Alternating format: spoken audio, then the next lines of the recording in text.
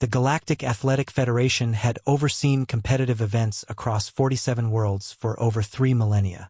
Their strength records were held by the galaxy's most physically gifted species, the massive Corellian titans with their reinforced exoskeletons, the crystalline Vortak whose bodies were harder than steel, and the legendary Noshian warriors whose genetically enhanced physiques had dominated competitions for centuries. None of them had prepared the galaxy for Marcus Thompson from Earth. Commissioner Ilex studied the registration form with growing confusion. The human stated mass was only 73 kilograms, barely a third of the smallest previous record holder. His homeworld was listed as Class 12 gravity standard, which meant he'd evolved under nearly double the galactic norm, but even accounting for that advantage, his physical specifications seemed laughably inadequate. Perhaps there was an error in translation? Suggested Dr. Voss, the Federation's xenobiology expert. No species from a high-gravity world should be this compact. The opening ceremony drew representatives from dozens of worlds, all eager to witness what they assumed would be a brief and educational demonstration of why Deathworlders rarely participated in galactic athletics. The human delegation had caused quite a stir simply by arriving without environmental suits, breathing the station's artificial atmosphere as if it were perfectly normal. Marcus stepped up to the first event, the Gravitational Resistance Challenge. The current record holder, Corax the Unbreakable, had lifted 847 standard units under 1.5x artificial gravity. The massive Corellian's shell-plated arms were thicker than the human's entire torso. The Deathworlder insists on attempting the full challenge, announced the event coordinator, clearly expecting a polite failure. Standard protocol allows for species-adjusted measurements, but the human representative has declined all accommodations. Marcus approached the gravitational field generator with casual confidence that worried the medical team.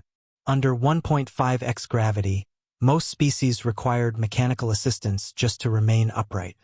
He stretched briefly, a gesture that drew nervous laughter from the crowd, and positioned himself at the lifting apparatus. The weight that had nearly shattered Corax's exoskeleton rose smoothly off the platform. The stadium fell silent. 847 units, the automated system announced. Marcus nodded, adjusted his grip, and continued lifting. The resistance climbed past 900, then 1,000. The gravitational field intensified to 2x standard as he surpassed every previous record without visible strain. Is the measurement system malfunctioning? Commissioner Ilex's voice cracked through his translator. At 1,247 standard units under 2.5x gravity, Marcus finally set the weight down. He wasn't breathing heavily. He looked mildly disappointed.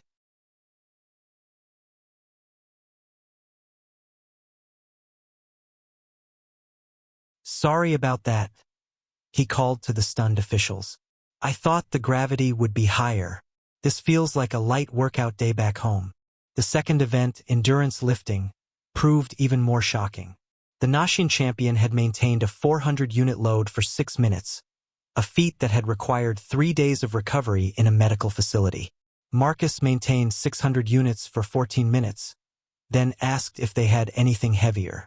Dr. Voss frantically recalculated the human's homeworld statistics. The gravity rating must be wrong. No Class 12 world could produce this level of physical development. But the most devastating moment came during the speed strength challenge. The event required lifting progressively heavier weights as quickly as possible. The Vortak record holder had managed 47 rapid lifts before his crystalline structure began to crack. Marcus completed 93 lifts before stopping.